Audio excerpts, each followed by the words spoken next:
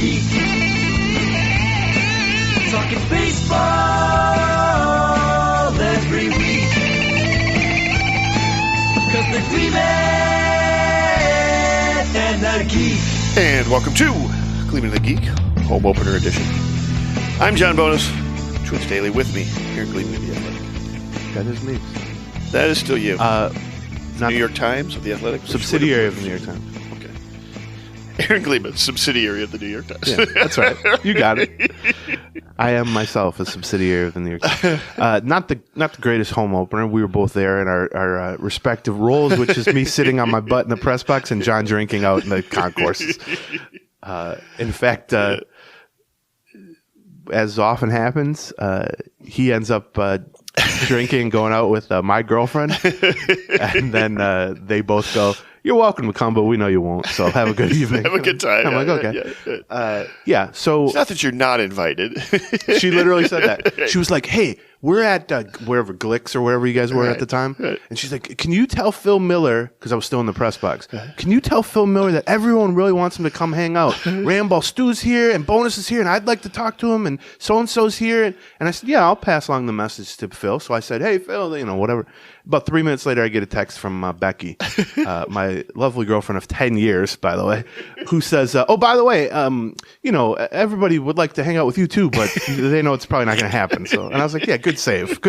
nice I know I'm no worse than like fourth or fifth on the list of people in the press box they would like to come over there. Can't be, because they only know a few people. So they don't really know Bobby yet. If they got to know Bobby Nightingale, they would surely prefer to hang out with him than me, but they just don't know him yet. And Betsy doesn't drink, so I can't be that low on the list. So anyway, 3-3 start for the Minnesota Twins. Right.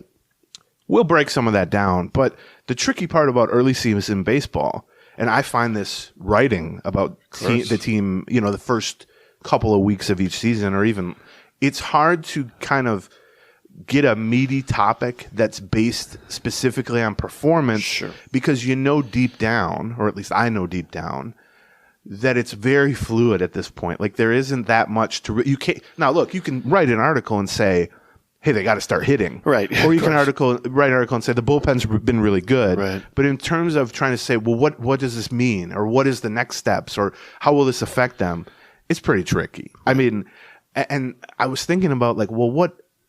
We literally had a Patreon episode earlier this week called "Let's Overreact," yes. where we're taking the first 3 games and trying to. But even when you're willing to overreact, it's hard. Right. At least with our mentality towards things, where we try to kind of keep an even keel and not do as many hot takes. But I mean, 3-3, you'd obviously like to be 4-2 or 5-1 or whatever. Sure. It's not the prettiest start to the season, but if the season is like a cross country flight. 3-3 just means you've taken off. That's it. Right. Nothing has happened. Right. The plane did not explode upon takeoff. Right. They haven't even started to bring the drink carts out yet. Right. You haven't even chosen the TV show or movie you're going to watch. Like, it's literally just started. That's it. You're going. You've successfully started. Right. You avoided going 0-6. Right, exactly. Right. And having it be a real problem. Nothing has happened yet. You've just sort of started your journey successfully. And that is, that's better, like you said, than going 0-6. Right. But no one goes, well, maybe people who are very scared of flying go, yes, we took off and it didn't implode or whatever. But, you got a long way to go. And you haven't even reached like cruising altitude yet, to continue this horrible analogy. And so it's tricky. If someone said to you 90 seconds into the flight, how's the flight going? Yeah. You'd go, well, I don't know yet. We got to let me find out. And so that's kind of how I feel like we're at with the Twins. I mean, that kind of rules out the big picture stuff. Right. But that leaves plenty of baseball to talk about. For sure. Lots of minutia, right? So 3-3 start. They go 3-2 on the road, and then they drop the home opener. We're recording this Friday morning. Today's an off day. Right. Then they they finish the Cleveland series Saturday and Sunday with Joe Ryan and Bailey Ober on the mound. We're going to talk a lot probably about Ober here in a minute. But so that'll, you'll start to fill in some of the blanks at least a little bit. But they've been very, very low scoring games, which you often see in April across baseball. Yeah. Particularly teams that are playing outdoors. Now the Twins played the 2 in Milwaukee that were indoors, obviously. But they've scored 20 runs in 6 games. So that's 3.3 1/3 runs per game, 3.33 runs per game. Right. you want to be around 4.5, 5, even early in the season. But they've only allowed 23 runs, which is 3.8 per game. Okay. And that includes one game where they lost 11-0. Right. You take out that one start. Now, I'm not going to tell you it's a smart analysis to remove 1/6 of your sample size. Sure. But you get what I'm saying. You take out even really just the Bailey Ober performance in that game because the bullpen only allowed 3 runs in 6 innings or whatever that game. Right. You take that out, and the team's got a sub-3 ERA, the rest of the team. And that it's not like their starting pitching has been dominant. They've gotten a few 4-inning starts from Paddock and Varlin. Pablo Lopez obviously has been their best starter, but he wasn't great yesterday. Just Cleveland kind of dinked and dunked them like they tend to do in the 4th inning. I mean, that 4th inning was one of those the differences between these two teams' offensive philosophies was on full display yesterday, where the Twins are going to be swinging away at stuff, and that whole rally was opposite field looper, opposite field looper, opposite field. Oh, this one's actually driven in now opposite field, now opposite field. And when that's clicking, like it was 2 years ago for Cleveland, right, or like it was in that fourth inning yesterday, right, you go, man, this is the best type of baseball for a team to play offensively. Yeah, right. It's just constant pressure, guys on the bases. As Carlos Correa said afterward, God, they just go first to third, first to third, first to third. Right. And they just always got ducks on the pond. There's always pressure. You always got to make a big pitch. And you can go first to third when you've got a pitch with no velocity going into the outfield, or hit with no velocity going to the outfield. Served into the outfield. With the left fielder charging in every time. On the other hand, the Twins have scored more runs than the Guardians the past 2 or 3 years. Right. And last year we saw the bad version of that, or the Guardians fans saw the bad version of that, which is nothing really stylistically or even even sort of underlying metrics-wise changed for them. They didn't strike out much last year. They put the ball in play. They just didn't get quite as fortunate on the balls in play. Yeah. And you're relying on good fortune, which means you can sort of some games that's going to look brilliant because they're going to be clumped together, all those hits. Sure. And you're going to score 3 or 4 runs off Pablo Lopez in one shot. And then some games or some months it's not. And that's what we saw last year for the Guardians, and the Twins benefited from it. And like you said, the Twins' approach is largely the opposite of that. I mean, they're swinging for damage. Right. And that leads to more walks. And they don't apologize for it. Right. That leads to more walks. That leads to more strikeouts, obviously. Right. Although I will say the first 5 games of the season, they had a below-average strikeout rate, the Twins lineup. Like, I know everyone perceives that whenever they're not scoring runs, it's because of strikeouts. We've sort of talked ourselves into that being the case. But they had my guess is they fixed that yesterday. Right. 15 strikeouts and 1 walk yesterday is very ugly. Yeah. Now, Cleveland has good pitching, but whatever. That's very, very ugly. Those sliders are... Yeah. I did see a stat. I think Parker Hageman, our friend, tweeted out a stat that the Twins have seen the most sliders in baseball this year as a hitting group, right?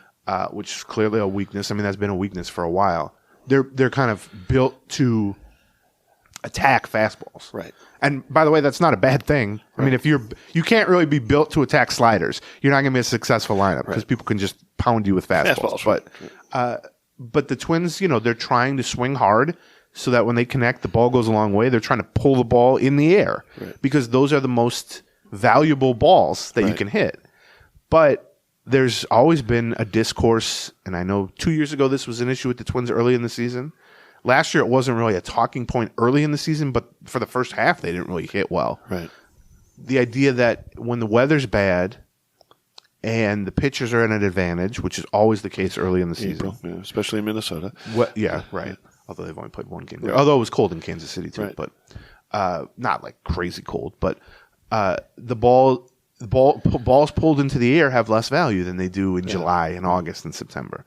There's also maybe some thought that pitchers are just ahead of hitters coming out of spring training most of the time, because pitchers are not reacting. Pitchers are the ones who are forcing the issue, and hitters are reacting to them. That's always been the premise. We also don't know right now how the ball is playing in 2024. Well, that's true too. Yeah. Like that could be month to month. We don't even know during the season. I mean, one of the keys in 2019, one of the things that we discovered was, turns out the Twins' offensive philosophy matches up so well with a juiced baseball, right? Whereas, it might not work. I mean, the Cleveland philosophy might work a little bit with an unjuiced baseball. Yeah.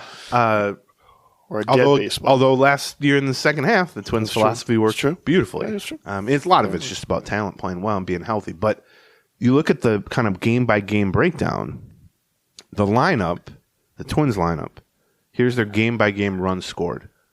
4, 5, 0, 2, 7, 2. Well, you're not going to win a lot when that's the case. On the other hand, I mean, realistically, you're looking at 2 or 3 wins from that, and they've got 3. They got 3, yeah. Pitching-wise, 1 run allowed, 11, Right. 3, 3, 4. Yeah. Now, I would look at those numbers and say they've pitched better than they've hit. And if anything, I'd kind of make the argument that they've pitched pretty decently. I agree. They got a sub-4 ERA, even though one game they gave up 11 runs. Now, I don't think they've been clicking on all cylinders by any means, but the bullpen's been really good. Right. Yeah, the rotation hasn't been great, but I think it's been okay in fewer innings than they would like to get. And the lineup just hasn't been good other than, late in one of those Milwaukee games, late in one of those Kansas City games. Overall, they went 0 for 12 with runners in scoring position. I looked it up for the season. They're at 147 batting average with runners in scoring position. Right. So that's the thing that's been standing out to people, right? Yes. The clutch hitting, whatever that's worth, has not been there. And in fact, even sometimes the clutch put the damn ball in play hasn't been there, right? And that's one of the frustrating aspects of watching we're going to hit the snot out of the ball team, right? Is that you're going to have stretches where it's like, guys, you've got to adjust your hitting philosophy, and it might take a little while for them to kind of find that. Yeah, I mean, last year, Baldelli initially was like him joking, but then he just sort of started saying it, which was there's a lot of situations where we just have to put the ball forward, as an offense, especially in the first half when they were getting guys on base. They weren't like amazing at getting guys on base, but there were plenty of opportunities, and they would just 2 strikeouts and a pop up, or 3 strikeouts, or a double play, or whatever. And it's just like there's so many situations where you literally just put the ball in play, and that's Cleveland's specialty. He sort of got back into that post game yesterday, which I thought was interesting so early in the season. I mean, he's not going to call guys out, but when you go 0 for 12 with runners in scoring position and you strike out 15 times after having a decent number of guys on base, his point was, we have to be cognizant of the idea of April baseball or cold weather baseball, or at least not even cold, non-summer baseball. Right, yeah. Let's put it that way. It's different. And he said it's different because the ball doesn't play as the same. It's different because the pitchers are ahead of the hitters. It's different just because you're not in a groove. You haven't played 100 games. Right. You're not on a roll yet. You're not, you're not sort of in your zone yet. And he said we have to be cognizant. It's harder to recognize that slider. Yeah, I mean, there's a lot of factors. And this is not unique to the Twins, which is why I don't think it's really an excuse for them. They're playing teams that are in the same environment. Yes, So believe me, I'm not making excuses. But I think he came as close as I would ever expect him to early in a season, especially, of saying, our normal approach might not work here for a month. And we have to be quicker than we were the past couple seasons. Or at least at moments in the game, there are times where we've got to adjust the approach. We talked to him about – this was a topic in October. No, I mean, it's been talking for 3 years, honestly. Right. But we had in October, we had to sit down with them at the end of the year. Yes. And the question sort of came up, are you worried about all the strikeouts, blah, blah, blah. And the answer was, no, we are not worried about the strikeouts. We're going to lean into the effing strikeouts because it means we can hit the ball hard. It's a natural result of us hitting the ball hard. That said. And by the way, they led the league in homers last year. Right, yes, right. As an FYI. Now, they also said, that said. Right. You can have that philosophy. We're going to hit homers. We're going to hit the ball hard. We're going to accept the strikeouts that come as a natural result of that. And still, when you come up with a runner on third base of 1 out, adjust your approach that time. Yeah. You can still have that philosophy going forward, but this time you just need to maybe shorten your swing. You have to do something to put the ball in play. It's interesting because study after study after study have shown, and we've talked endlessly about this, so we don't get that deep into it, that a strikeout in and of itself is not any different than just an out. But then people always go, what about with 1 out and runner on third? Right. Well, yeah, there are situations where a strikeout is significantly worse. Right. But the flip side is also true. Runner on first base and no outs, a strikeout is much better than hitting a ground ball to the shortstop. Sure, right. As Carlos Correa learned last year. There were about 30 times last year when it would have been better if Carlos Correa struck out. That's right. So it cuts a little bit both ways. And they know that. The hitters are aware of that. They're not, the idea when someone like me says a strikeout is just an out, I mean, that's a big picture concept. It breaks down the further you want to break it down. Right. But my question with that always is, how easy is it to say to yourself as a player, as a lineup, as a team, well, yeah, we usually want to pull fly balls. And if that means strikeouts, if that means getting deeper in counts, if that means, not shortening up your swing, all that stuff, well, okay, but twice a game, right, at most, maybe, probably on average, there's a situation that arises, comes up, not Luis arises, although that would help too, where it's like, specifically in this spot, putting the ball in play has value. And I just wonder how effectively you can just sort of flip the switch and go to that mode when you haven't really, I don't want to say practiced it, but you haven't really have as many reps or just game experience doing that approach, because there's just a limited number of chances, especially early in the season. But then B, this lineup, while this is less true than last year when they had Gallo and Michael A. Taylor, huge strikeout guys, it's not built to put the ball in play. And so it's one thing to say, hey, runner on third or, first and third, no outs. We don't need to be hitting a homer here. Just put something in play hard. Right. Hit a ball into the gap somewhere, hit a ball up the middle somewhere, whatever. Right. It's easy to say that, but if the majority of the players in the lineup are not that type of stylistic hitter, it would be the same as saying to the Guardians lineup, hey, in this spot, hit for power. It's like, well, yeah, we can. There are some approach changes we can do to hit for power, but Stephen Kwan is not going to just hit for power. Right. That's not the type of player he is, and that's not about coaching or adjustments. That's just about the pieces you've put in place to build this lineup. And you look up and down the lineup. I mean, it's just not a situation where you can say to Ed Julian or Byron Buxton or fill in the blank, even someone like Ryan Jeffers or whatever. These are good hitters, right? But they're not guys whose specialty is going to be putting the ball in play. Their specialty is going to be hitting the ball hard. And so I wonder how much of that is saying you need to change it and maybe even working effectively to change it, but being sort of banging your head against the wall to some extent, or at least capped in terms of how the level to which you can change it.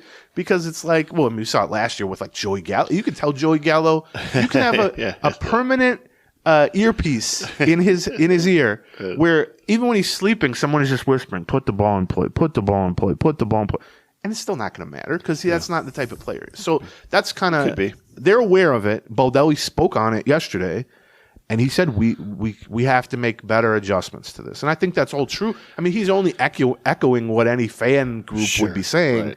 But I think it's a lot. It's what the guys in the locker room are probably saying. I just think it's potentially trickier than just saying, "Oh, let's do this." It's right, like, of course. Okay, but they do need to do it.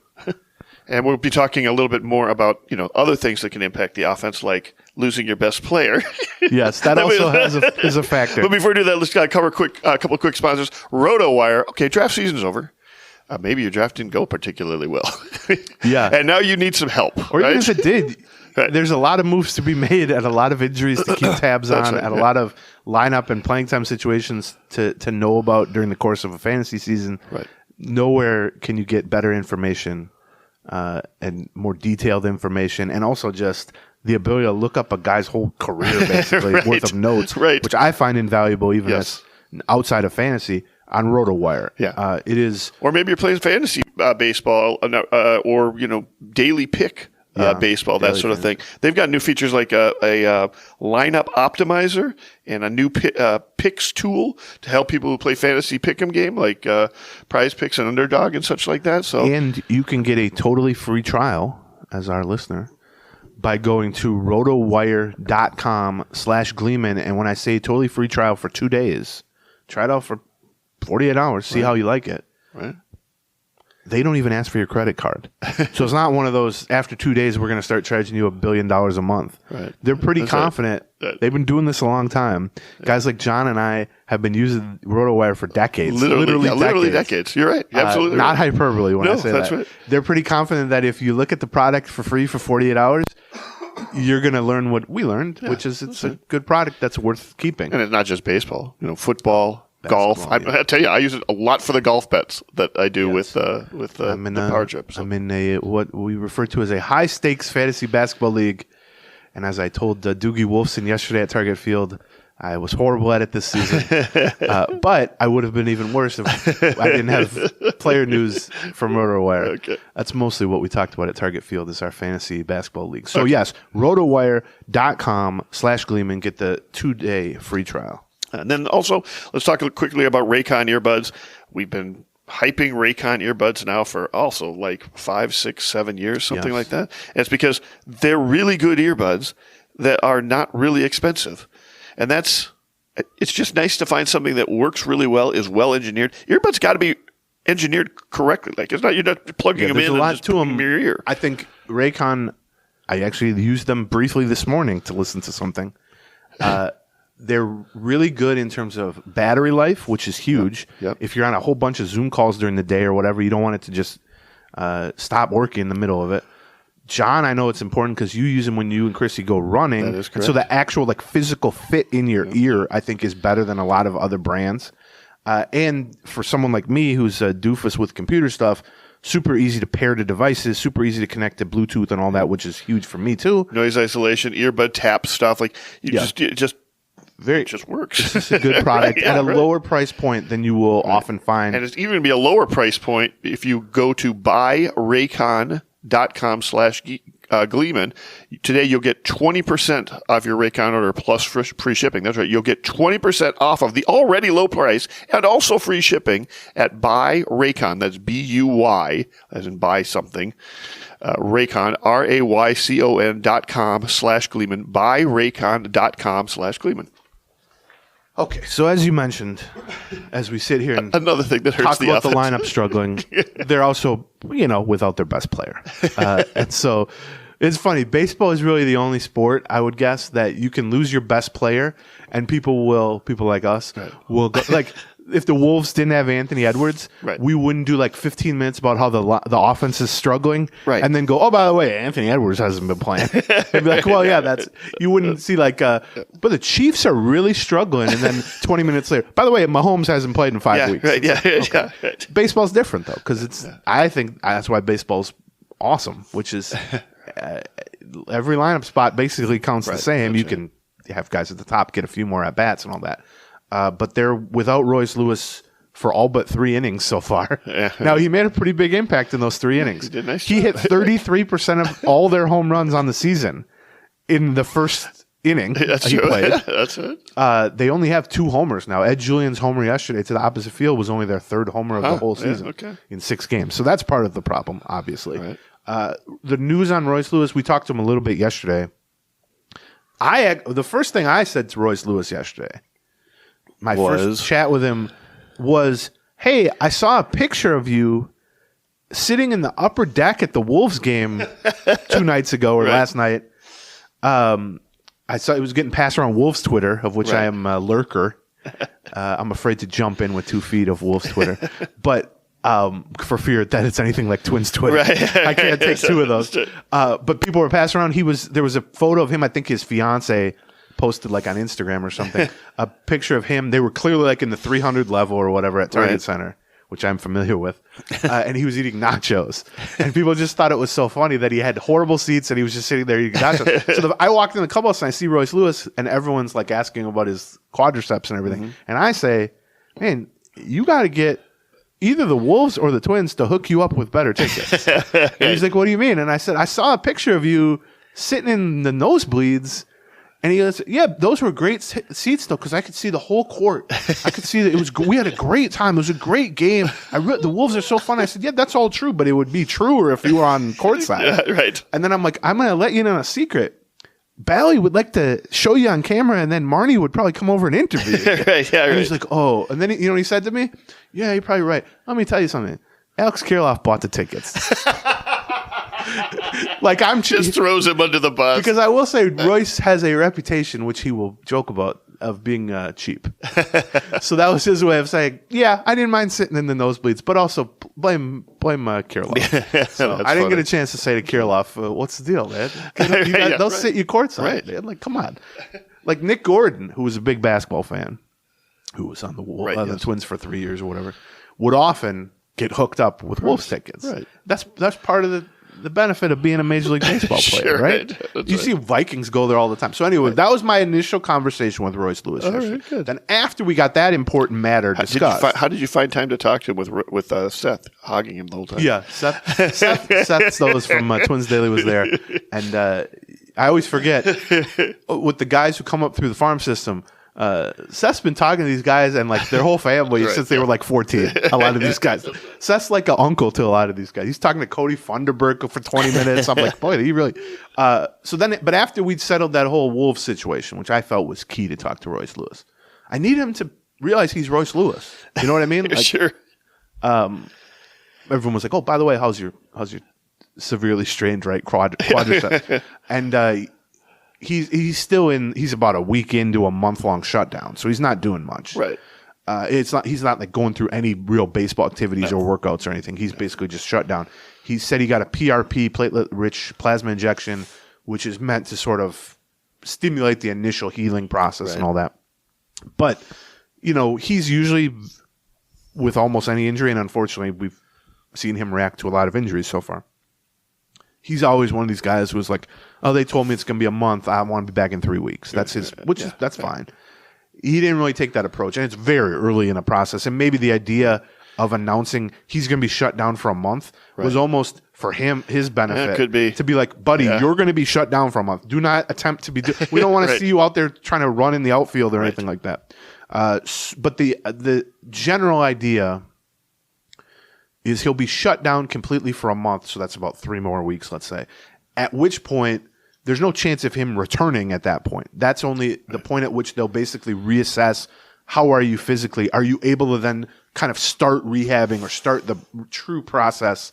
Because the problem with a leg injury is there's just not that much you can do either when it's feeling that poor or that doesn't risk making it worse. Right. And so the month game plan, I think, is let this thing heal up a little bit and calm down enough that we can then figure out, okay, is it going to be another 6 weeks? Is it going to be another 2 months? Is it going to be – their expectation seems to be – this is not from Royce. This is from the Twins – a 2-month total goal of not that he's going to be back in the lineup exactly 2 months from the injury or anything, but their hope is, or a positive outcome, I think, would be at the 2-month point, which would be late May, I guess. Right.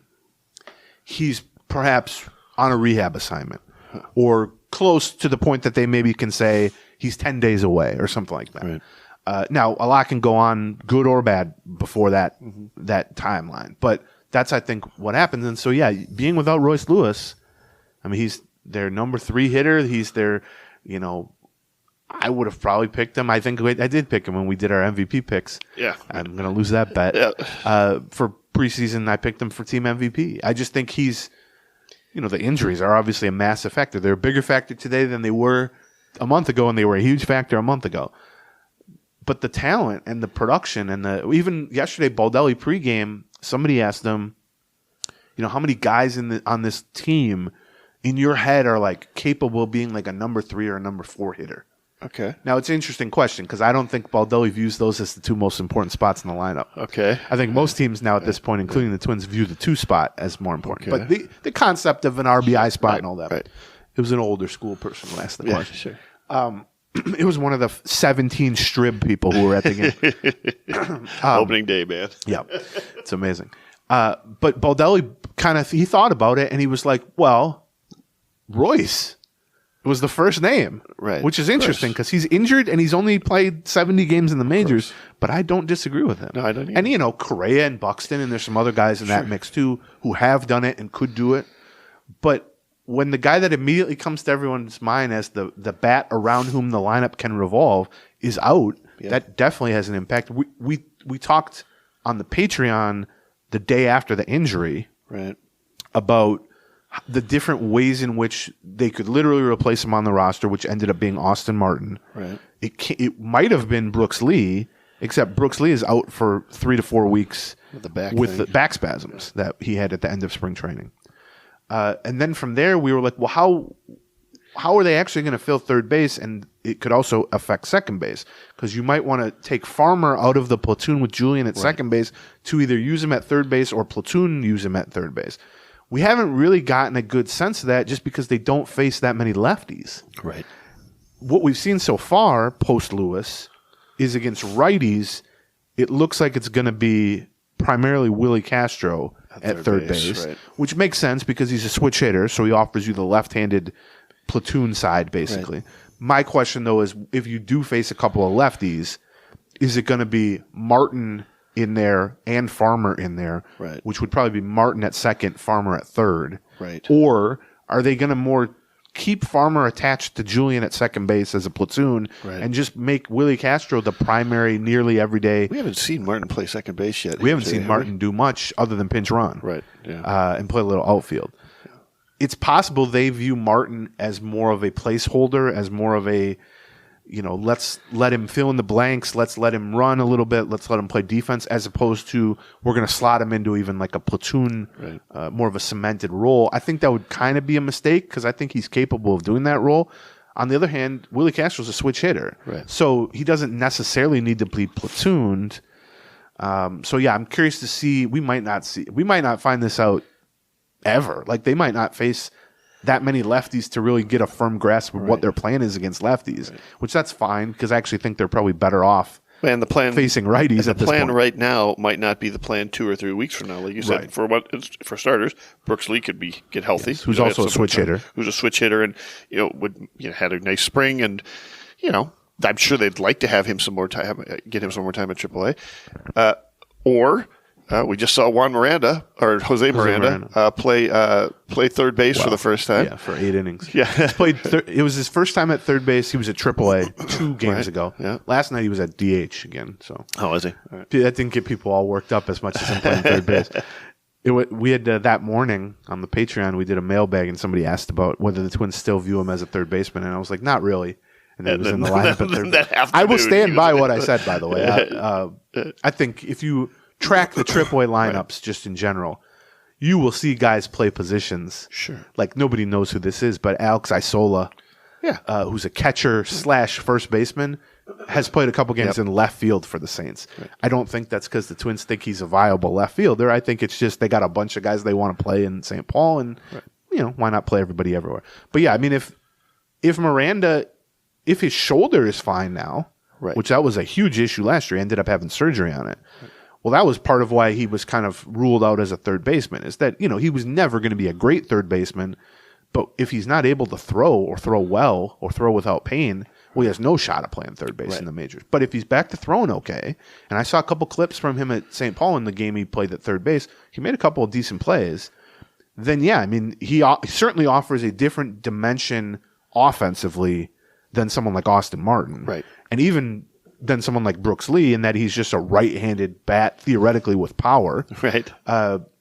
So yeah, I mean, you could platoon him with Castro at third, and you could platoon Farmer with Julian at second, and you kind of have 2 idealish lefty-righty platoons that obviously would push out Austin Martin.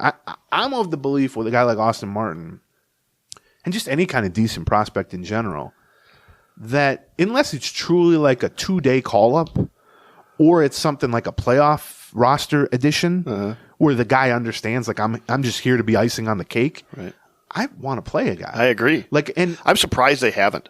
Yeah, when we got called up, they haven't faced that many lefties, and that was where he would primarily play. But yeah, I agree. But we basically, what we thought would happen was that he would become Margot, and Margot would be in the role that we're seeing Martin. You know what I mean? That we thought Margot would be relegated to much more sort of spot stuff, and Martin would end up getting a lot of the starts or so on that you would normally. But yes, there was literally a situation on the road trip where Martin came in to run. Right. Played, I think, an inning defensively in the outfield, and then when that spot in the lineup came up again, they pinch hit Margot pinch hit for him. And my thing was like, first of all, I'm not sure Margot is a better hitter than Austin Martin. Right. I get that there's no less track record. So, but if you did view Margot as that significantly better an option to hit in that spot, why not just pinch run Margot and let? Now he's slightly slower than Austin Martin, but he's still fast. So, yeah, I'm curious to see their usage. My thought on Austin Martin, and again, I'm probably a little higher than most on Austin Martin still. I just believe he does. I'm not saying he's going to be a star or anything, and I'm not even certain he's going to be a quality regular. I think he might end up being more of a super utility type. But the things he does well, which is control the strike zone, put the ball in play, slash the ball around, run well, and play some up the middle positions. That's stuff that should transfer to the majors, but you need an opportunity. And it's stuff that this team could use. Well, we just spent the first 20 minutes talking about exactly needing that kind of skill set on this team. So, yeah, I agree. I mean, I don't have a huge problem playing Willie Castro for a while and seeing if last year's production's for real. I'm with you. He's fine defensively. Yeah. That leaves Farmer mostly at second base. I have no problem with any of that. But yeah, Miranda could re-enter the mix. I mean, honestly, Miranda could, if it's a week and a half from now and Austin Martin has 6 total at bats, they may just decide we might have more use for Miranda, not necessarily at third base, but first base DH against lefties. Yeah. But again, if they're not facing that many lefties, it changes what your needs are. There's the theoretical, it'd be nice to have this guy, but then if you call him up and you face one lefty in 10 games, it's like, well, we didn't really get that much value out of him. But yeah, in the meantime, they certainly miss Royce Lewis. They're going to need Willie Castro to step up, which would be a good thing just on all fronts. But we talked during the spring how last year, 3 days before camp broke, Willie Castro wasn't even going to be on the opening day roster. Right. And he ended up 4th on the team. And Juan Miranda was going to be, and Jose Miranda was going to be one of the middle of the order presences. Who's Juan Miranda? I don't know. No, I keep saying it all the time. But usually with you, look, we both was screw there up not names. Was there not a Juan Miranda someplace? I don't know. There's a pitcher. Oh, there's a. Well, Manuel Miranda, that's his cousin, but. Yeah, I don't. Well, whatever. At least you're not. You said Margot, not Gobert. I did. So that's become a running joke. Juan Miranda, 2008 to 2011, first baseman and pinch hitter For the Twins? No, Diamondbacks. Yeah, I'm sure you were big on the Diamond. Yankees and Diamondbacks. You watch a lot of Diamondbacks game during that time, John? I must have been playing fantasy baseball at that point. He must have been on my team. He was a huge factor on fantasy baseball. Yeah. I bet he does have a RotoWire page, probably. Oh, for sure he does. That's about it. Yeah, right. So they're going to have to get by without Royce Lewis. Look, Royce Lewis is great, but as I said earlier, the beauty of baseball is no matter the Jenga piece you remove from the stack in baseball, it should not cause the entire thing to crumble down. You know what I mean? Like, okay. You remove enough of them. You remove, but who's removed? Right. Right. Royce Lewis is a huge Jenga piece to remove. Agreed. Is Jenga even still a thing? Would anybody under 40 know what I'm even talking about? Okay. They played at bars now. Well, yeah, there's a life-size one at Uptown that I've played before, drunkenly, which is really the only way to play life-size Jenga. I don't want to play that sober. But so, yeah, they're going to need Castro to step up.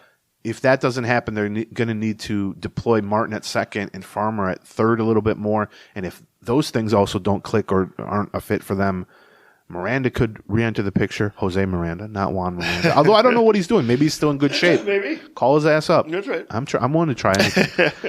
So that's where the offense is.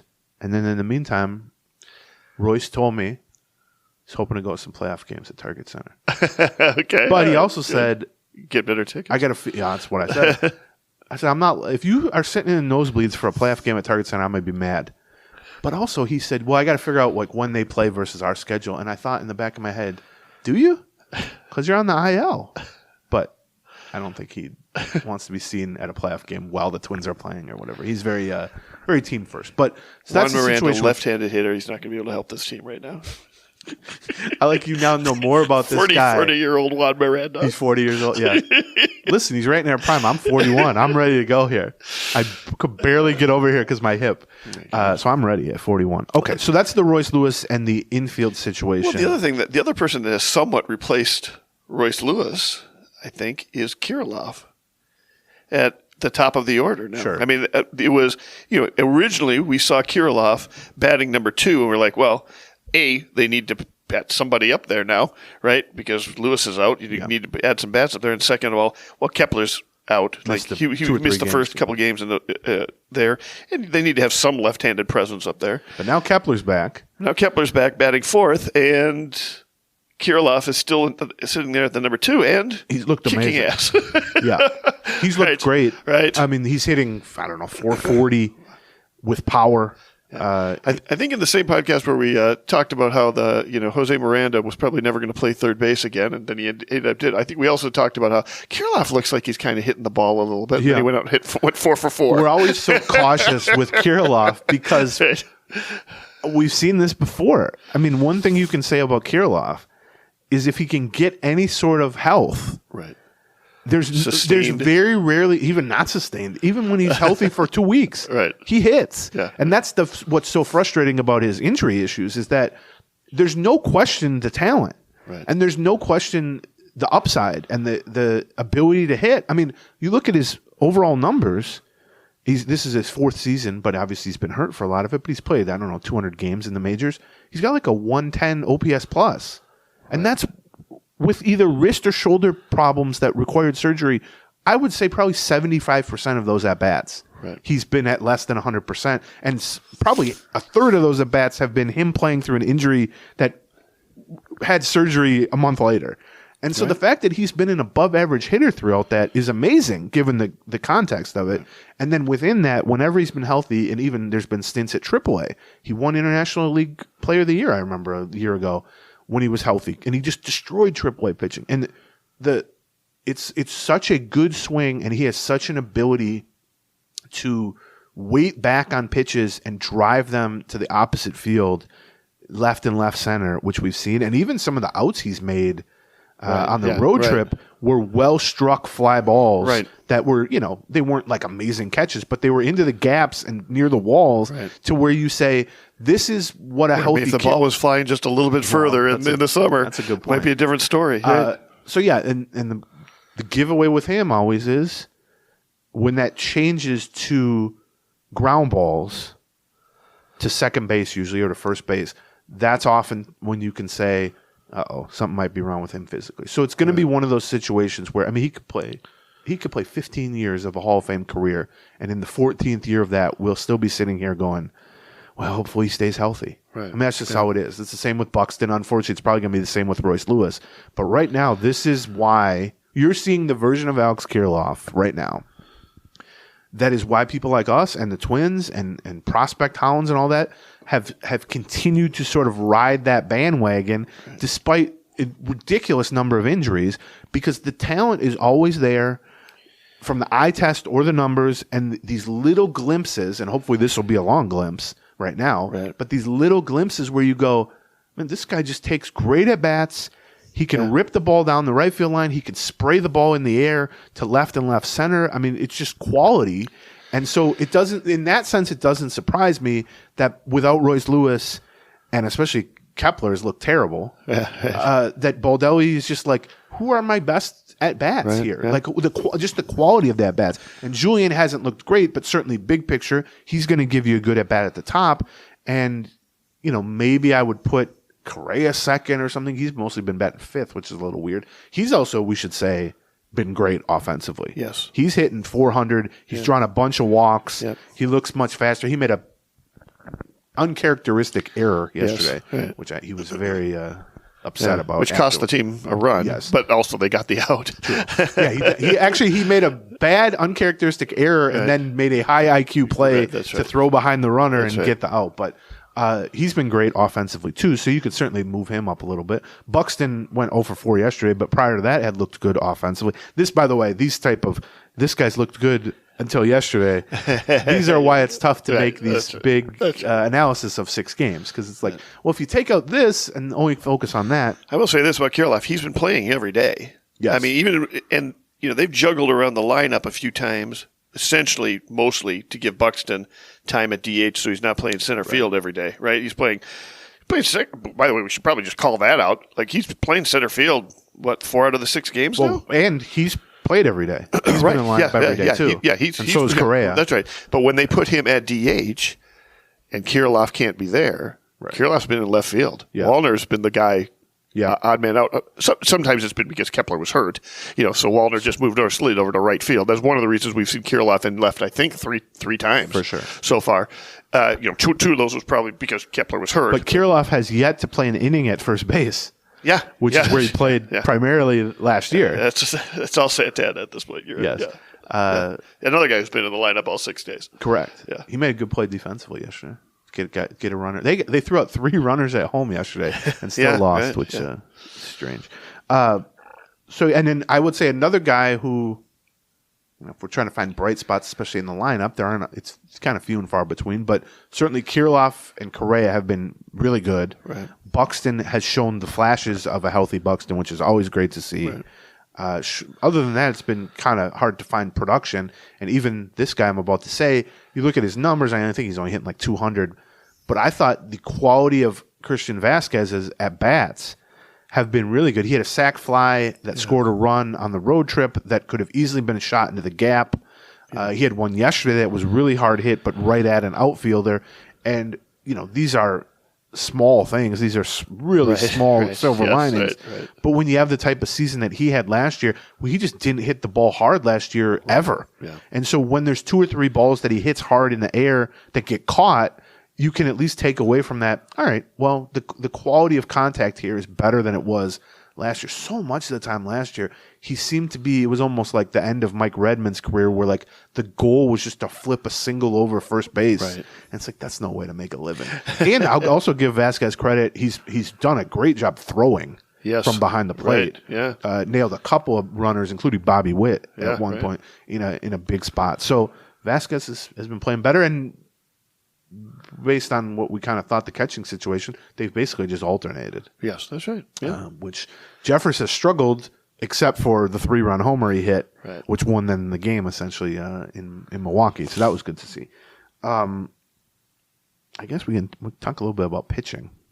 But before that, let's read our last couple of sponsors here. Game time. Yes, you will be going to Target Field, it turns out. Tomorrow, I am going with, I've got 2 tickets for every game because I got the Twins pass, one for me and one for Chrissy. But tomorrow I'm going with 2 friends.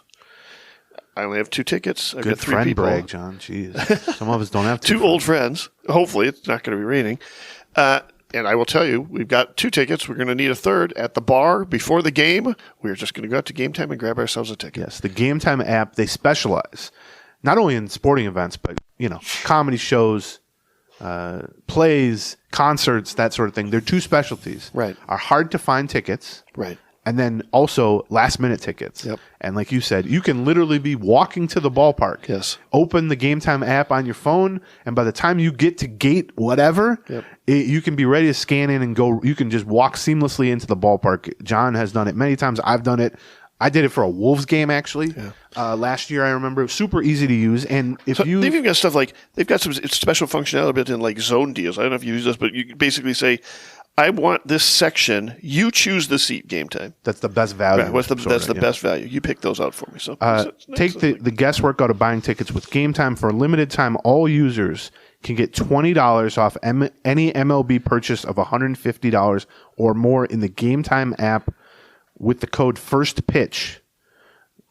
So the code is FIRSTPITCH. Terms apply. That's code FIRSTPITCH, FIRSTPITCH, for $20 off through April 14th. Download the Game Time app today. Last minute ticket, lowest price guaranteed. Yeah. Also, Harry's Razors. I am going to Japan, and I am going to bring a couple of Harry's Razors to shave while I am in Japan.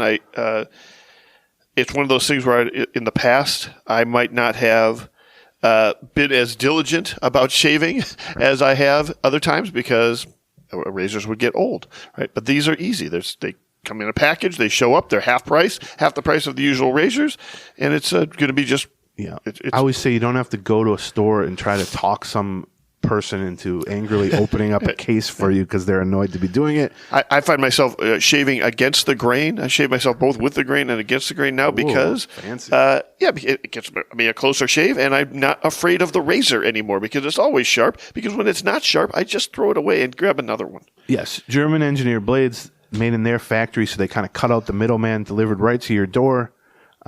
They have a trial set. Right.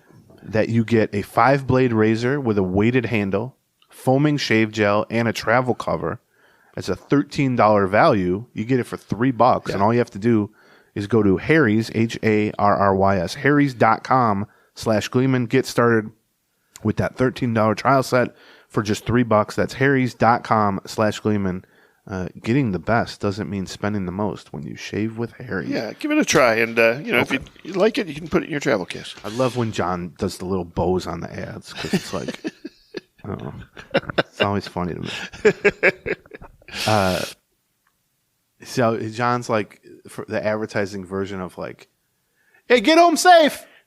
Like at a party when someone's like about to close their car door. You're like, hey, get a long goodbye. Because Minnesota long goodbye. Yeah. John's head, he's like, that'll help them get home. Like then if they, right. I won't feel bad. Otherwise, they won't feel too bad. Right. They won't be dangerous going home now. They'll be safe.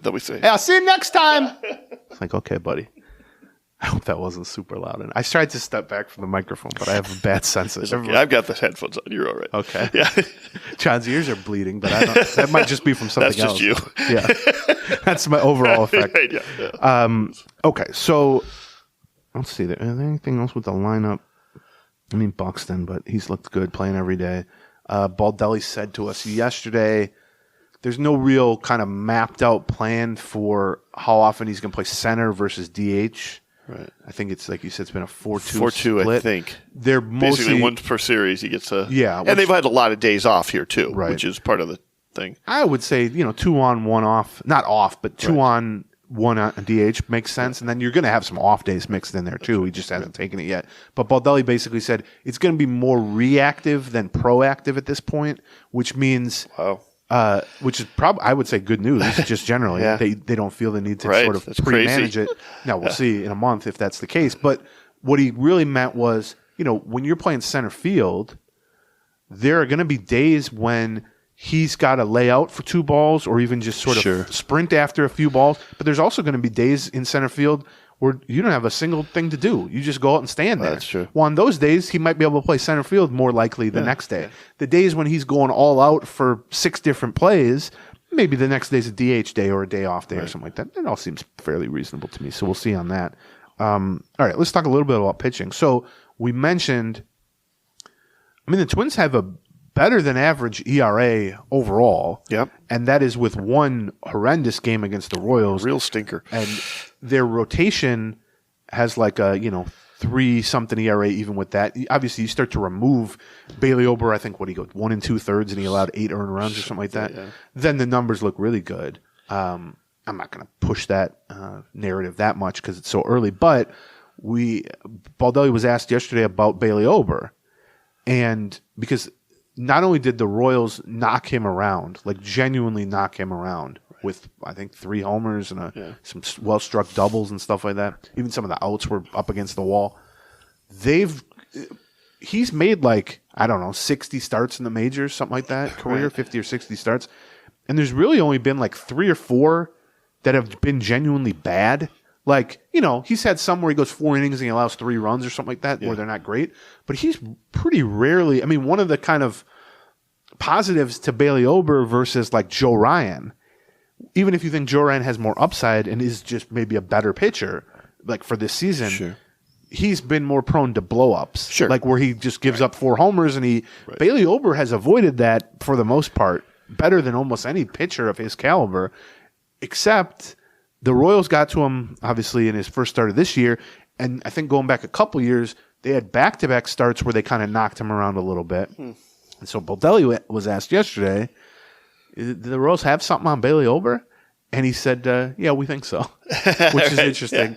And people always react to that, I think, more harshly than those within baseball would intend it. Right. Because it's really a spectrum. At the far end of the spectrum is what the Astros were doing, literally not only stealing signs, but then communicating them electronically and all that. Had a system in place, electronics. I think everyone can probably agree that that's out of line. Right. Yeah. But there's a lot between just going up there blind and swinging and that. Right. And there's a kind of a murky middle where we always... His arm slot's a little different this one, Exactly. so here comes the change. If you notice, a lot of pitchers who throw a split finger fastball will... Every single pitch in their glove before the pitch, they will position their hand to throw a splitter.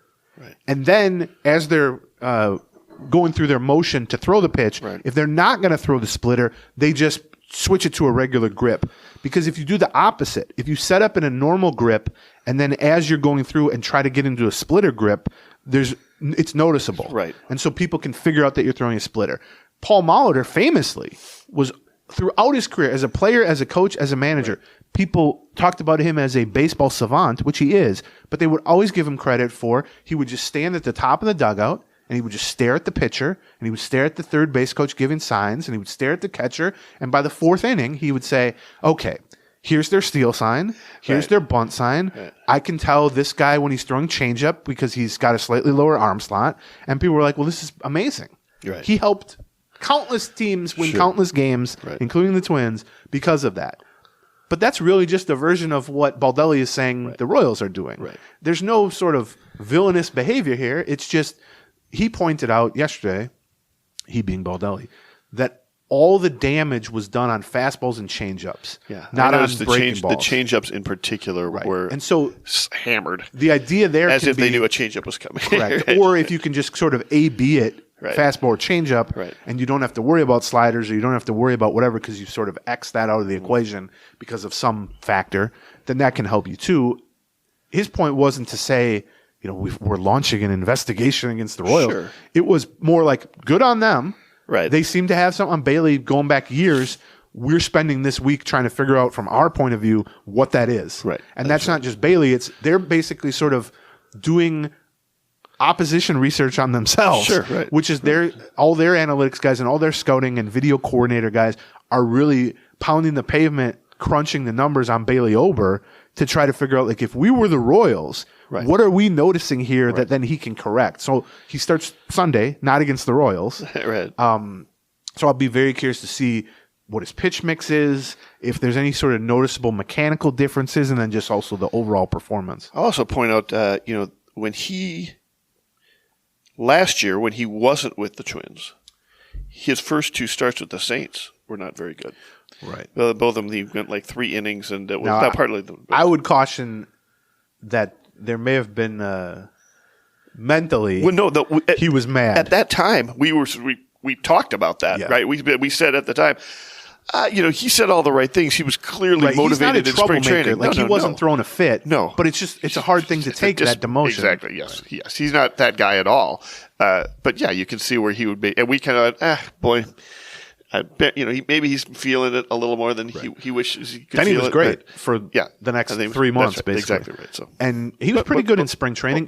The other thing about getting knocked around by the Royals, which I don't think that's going to happen to a lot of pitchers this year.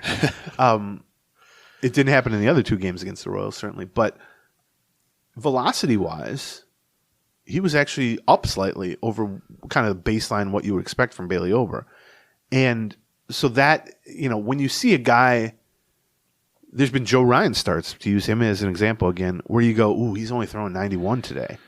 Right. Well, then you're not shocked if he gets knocked around a little because the quality of the stuff that he's throwing at these guys is a little bit less than you would like to see. There are just some days when a guy's not feeling great or whatever, he's fatigued or just not off that day. But when you see a pitcher just get shelled and the stuff is there, the velocity is there, then, it's natural to be like, okay, well, what else is going on here? And he said he felt fine physically. He had a pretty good spring training. It's not like he struggled really in spring training. So I'll be very curious to see.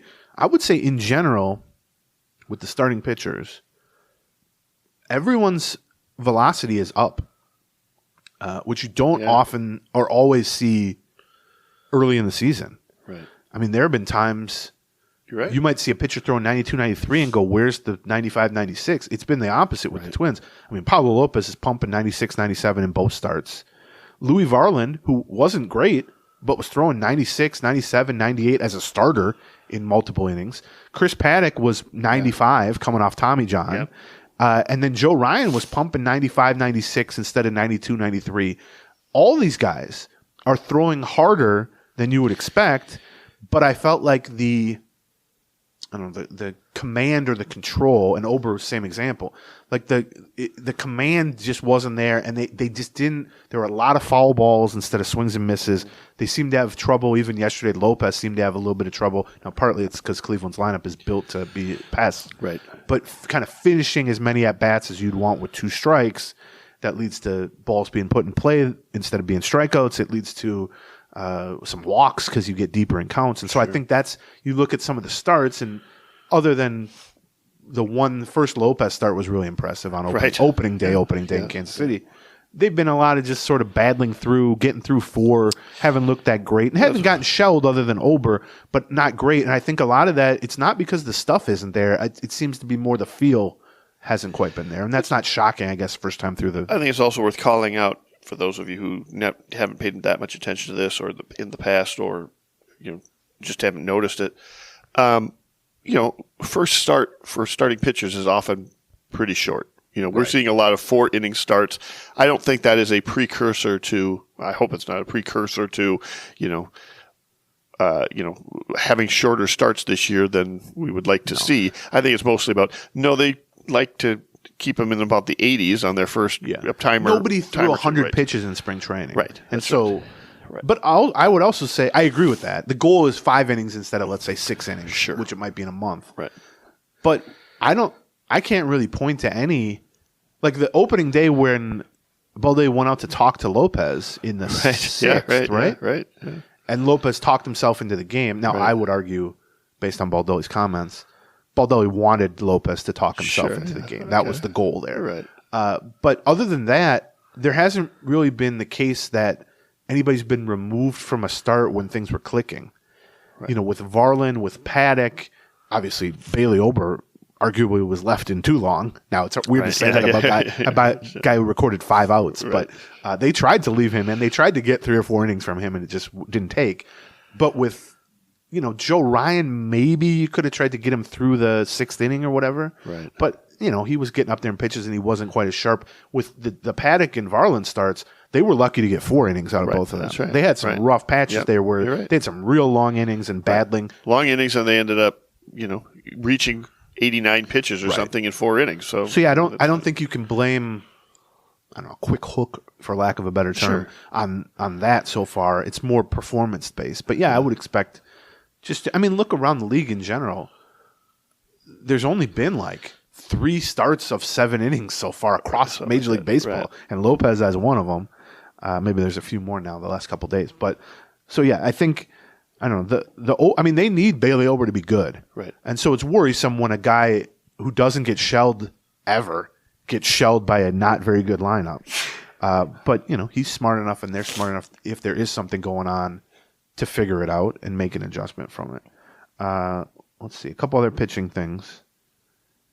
Anthony DeSclafani, done for the year, probably done for his Twins career before it even started.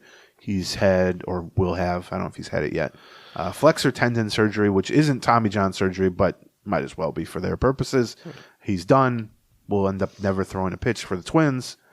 We talked a lot on the Patreon, Patreon, patreon.com. We're doing 2 episodes a week on Patreon. So if you like this show, you should be listening to Patreon. Yes. That trade, or him being in the Polanco trade, it wasn't about him.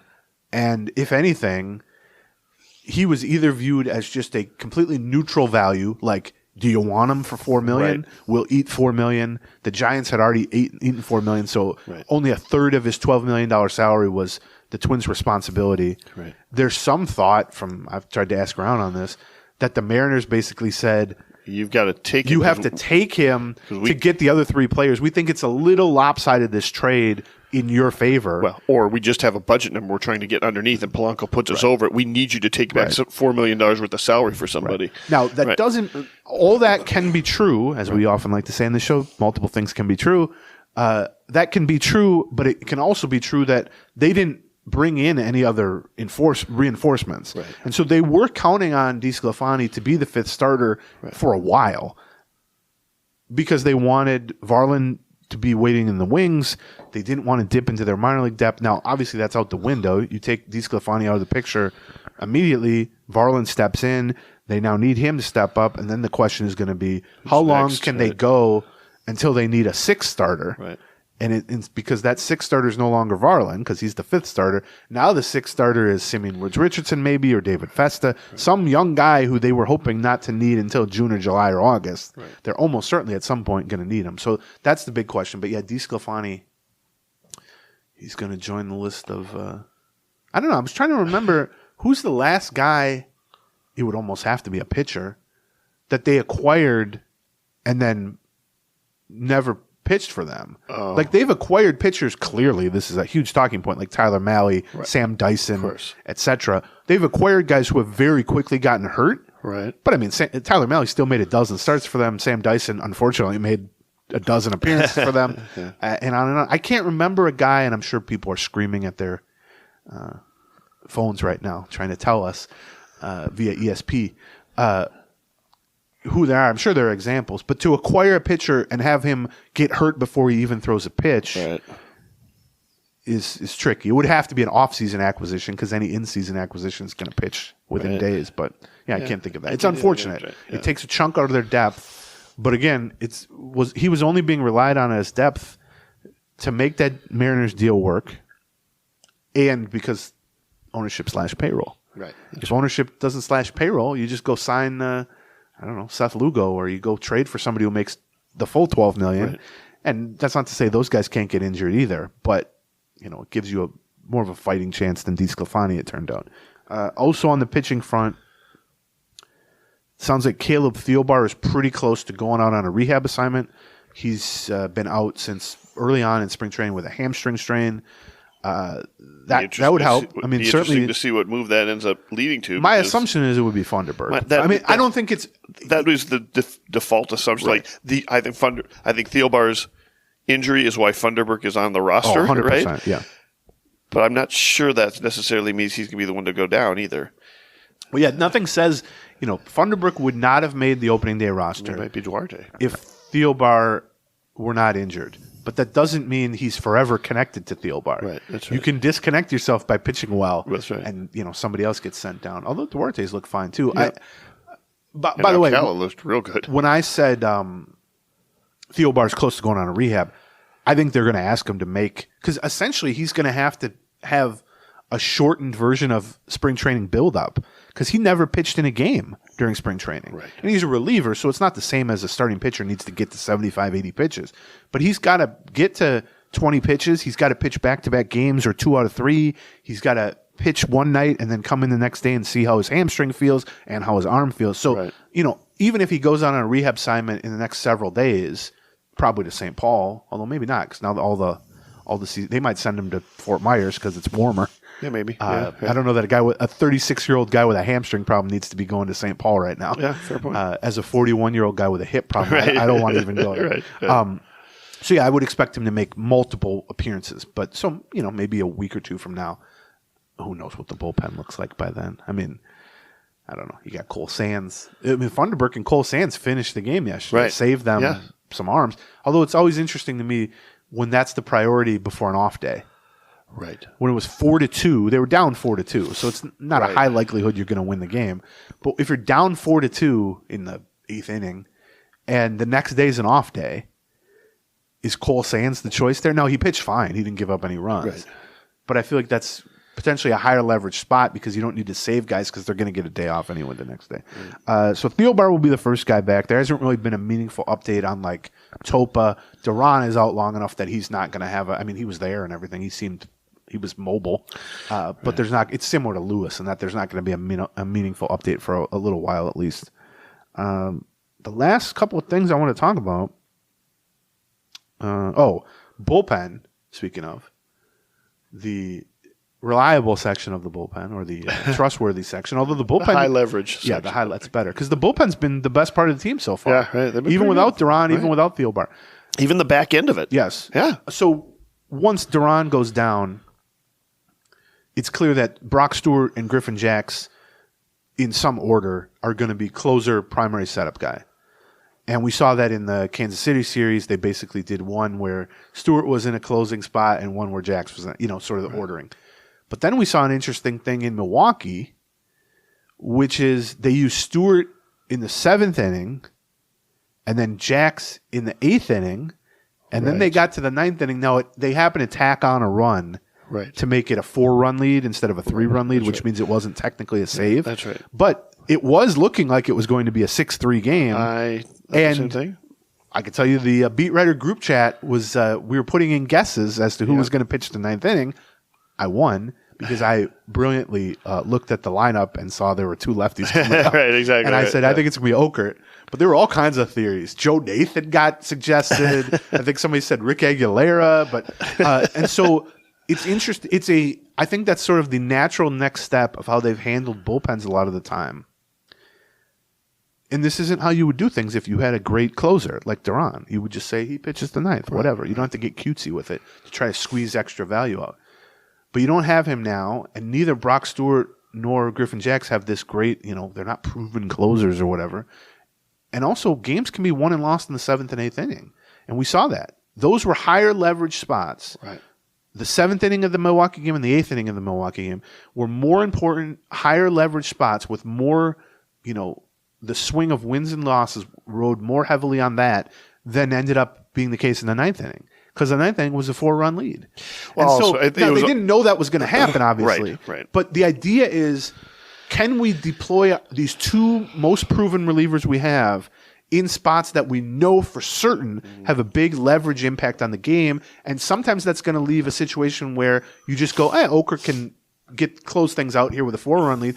Now, there are going to be situations where it leaves you in a spot where now it's a 1-run lead or a tie game. That's right. And now you don't have your two best relievers, and that's going to look ugly. But I don't hate that overall approach to things while Duran's out. We saw this early in the season last year, though, too, where we would take a look at it and think,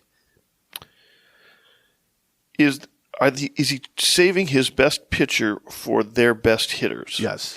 And as I recall, we were at the top of the lineup versus the Brewers. Hoskins, who was the first guy Okert pitched to, was batting 5th.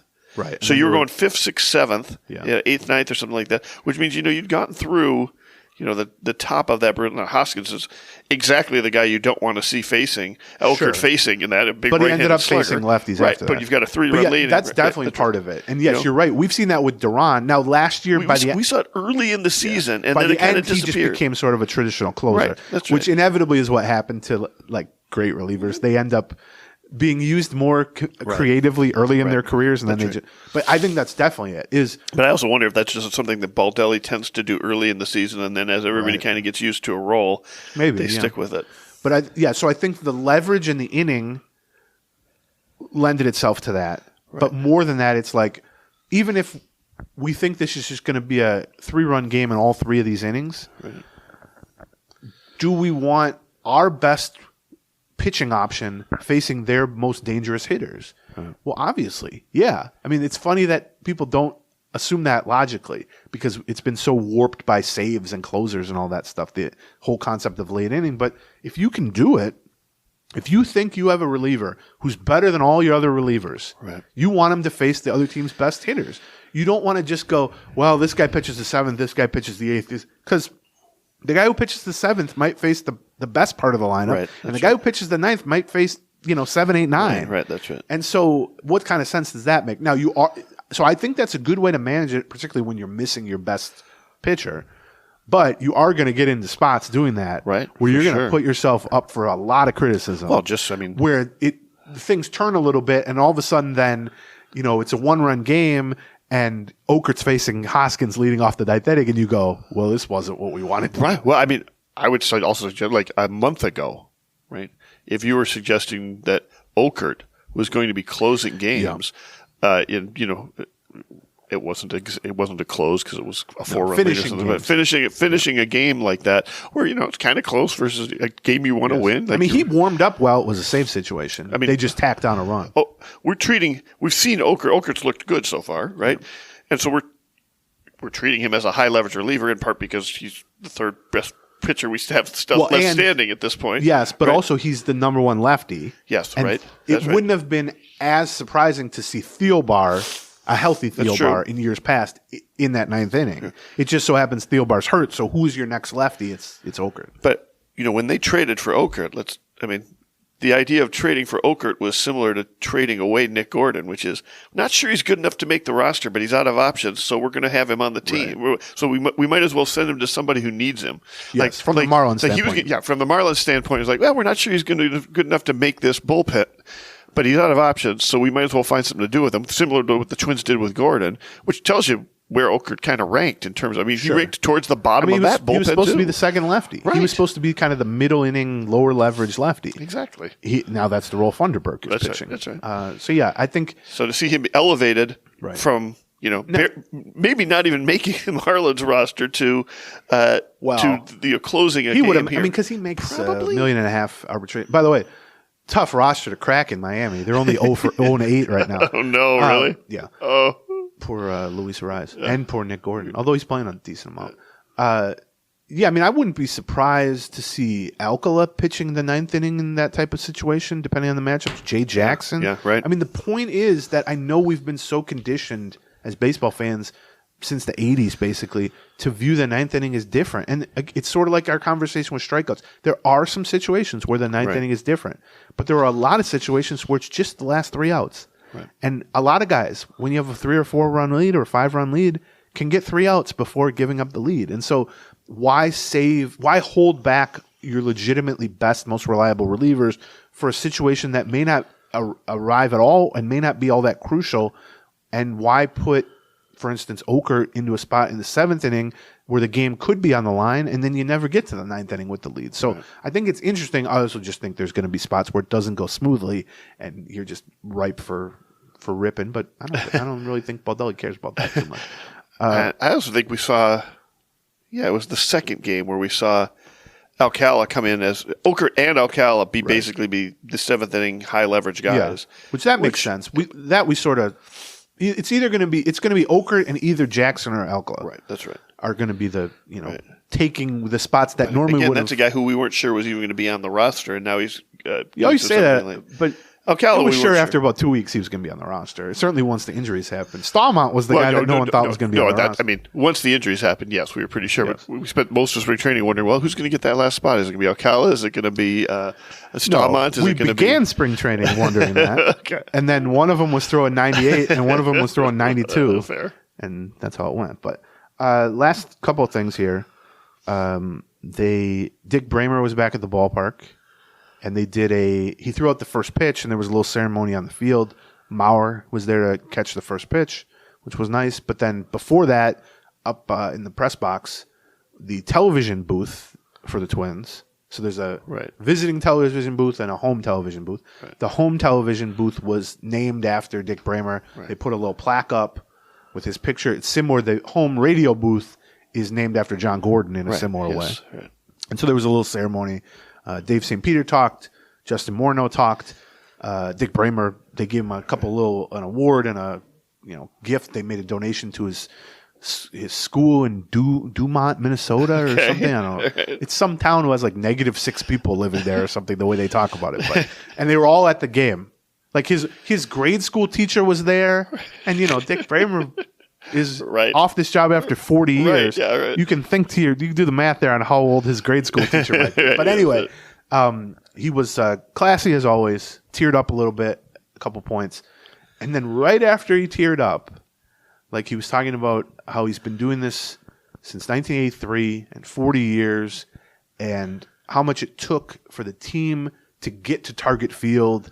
And he even mentioned North Carolina, it almost didn't happen, and blah, blah, blah. And he says, so the fact that the team got here and now this will always be here outside the door of the press or the booth here means a lot to me. And he was tearing up. And then clearly he thought to himself, all right, I can't cry here this much. Let me make a joke. And so then he says, now that my name's outside the door, I kind of view myself as the landlord of the TV booth. And St. Peter's like, okay, where's this going? And he says, I got a few rules. I'll tell Dave what my full list of rules is as the landlord of that room. Okay. But I'll share one with you now. And he says, my one rule is whether you're doing the game, whether you're producing the game, whether you're just a guest, whether you're just stick your head in.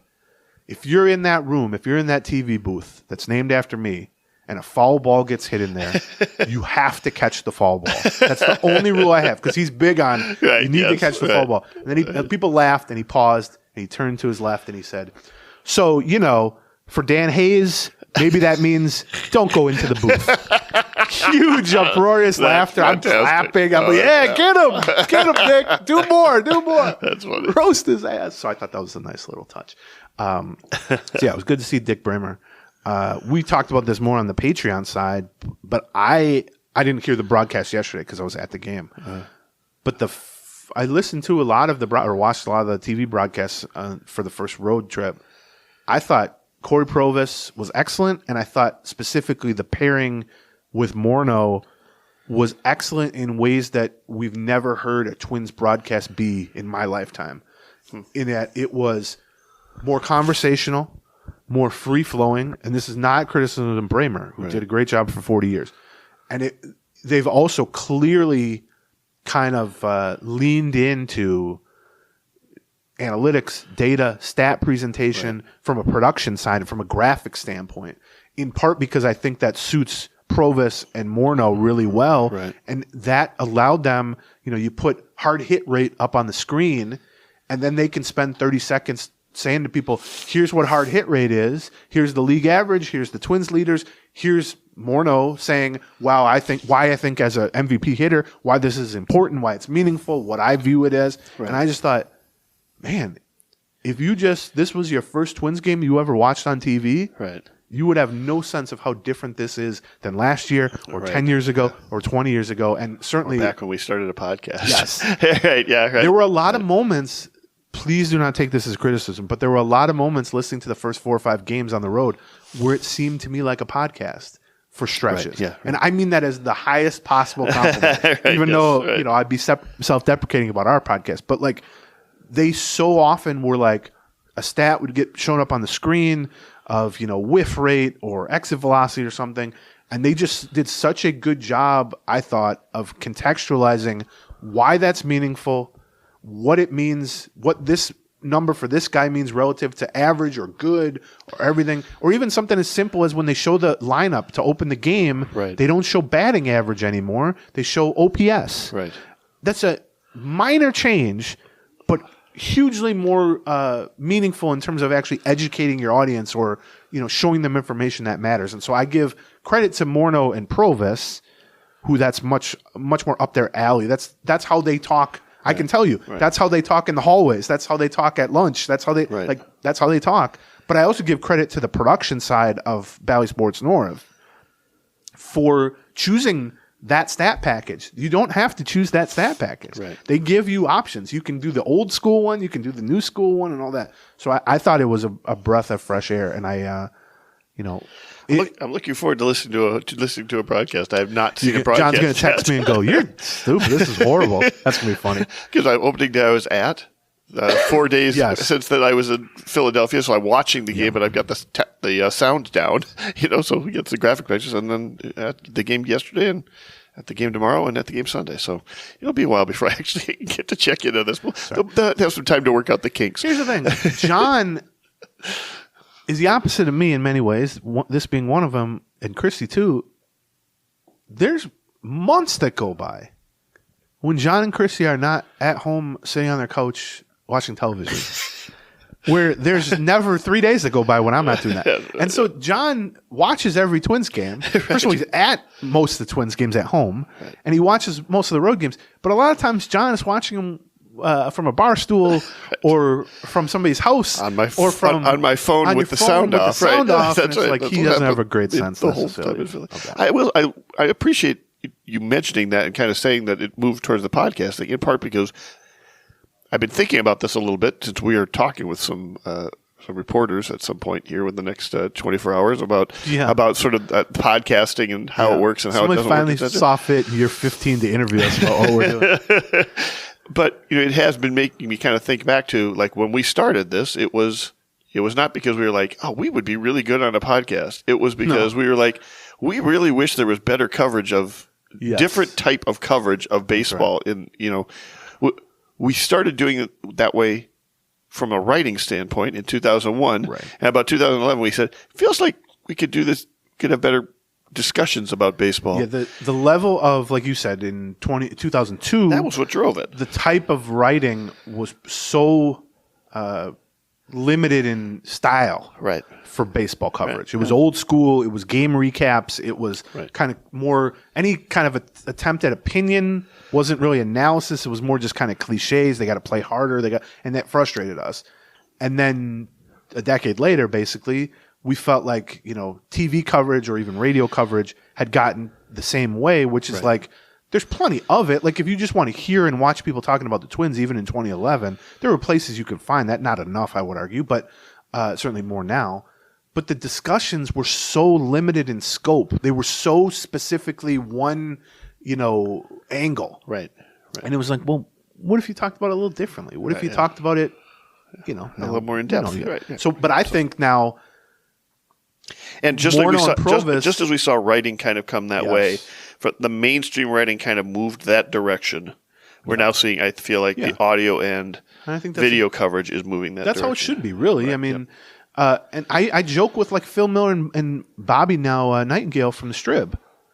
The stuff they put in the Strib, I think they do an excellent job. And I am their direct competitor, so I'm saying that. Right. I think they do an awesome job with the Strib. I am a subscriber. I read their stuff. Yes, me too. The stuff they put into just random articles in the Strib, a random game recap, in terms of stats used and stories told, just even citing OPS or something like that instead of batting average. We would get legit excited about that in 2000 when somebody accidentally slipped that into one thing. Yeah, reading that in the newspaper 20 years ago when we first started doing that. And so that, I think, is a good thing. I think on the broadcast side, it's a good thing. Now, you still need to do certain things old school as a baseball broadcaster. Sure. And I think Provis is quite good at that. Right. Bramer was the best at that, obviously. I mean, no, you're not going to find anybody better as an old school, big voice, traditional, baseball broadcaster than Dick Bramer. It's like you built him in a lab for that. But I think Corey Provis brings enough of that, but also a new dimension, particularly when paired with Morneau, who's super smart and new school, or even like Glenn Perkins later in the season, who we know as he's been on our show before. Right. And so I think there's an opportunity there for them to be really good. All right.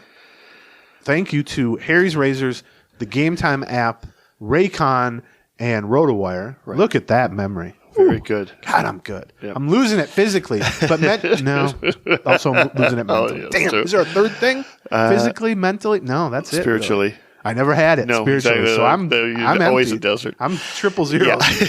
Yeah. Well, we will be back with Patreons next week. Next free show will be 2 weeks from now. Probably. We'll see. It depends. John's going to Japan. Yes. I'm going to Japan for like 3.5 weeks. So we're going to try and continue. He might never come back. Is there a possibility you guys just like it there and never come back? Would you say? I don't think that's probable. Even with me waiting here? Well, that's a good point. Where you go, Chris. Maybe I can send you to Japan. Yeah. Sure. I get to Japan. You guys got Chinese food here? We're gonna check out some baseball parks in Japan. I'm really excited about and in Seoul, Korea. Hopefully to catch an LG Twins game. That's right. In Seoul, Korea, and where the Yomiuri Giants play is the Tokyo Dome. That's the exact duplicate of the Metrodome. Oh yeah, like literally, that dome is an exact duplicate of it. So we're going to check that out. So yes, but if you would like the maximum amount of Gleeman and the Geek in your ears, right, which you should, look at us how charming we are. God, we're amazing. No, subscribe to the Patreon. It's $1 an episode. Yeah, we'll never do more than 9 episodes in a month. Yeah, I mean we do 2 a week basically. Right, it costs you $2 a week. Yeah, usually it's 8. Right. And if we don't put an episode out for a few days, you're not charged. You're only charged when we put the new episodes out. We're at an all-time high for subscribers to that. So you might, if you say to yourself, I'm kind of into that, but I don't want to be like one of 50 people in that little club. Well, there's like 4,000 something people in that little club. So come join it. Get midweek episodes, keep up to speed. A lot of episodes after games, or we'll react to news and stuff. Patreon.com, Patreon, Patreon.com/Gleeman. And if not, we'll see you back on the free side eventually. 2 weeks, We'll see. It depends how much John, if he goes in to Japan and just decides, I'm into Japanese baseball now, he might have to find a new co-host. Maybe. I don't know that much about Japanese. Some might argue I don't know that much about American baseball. All right, goodbye. Gleeman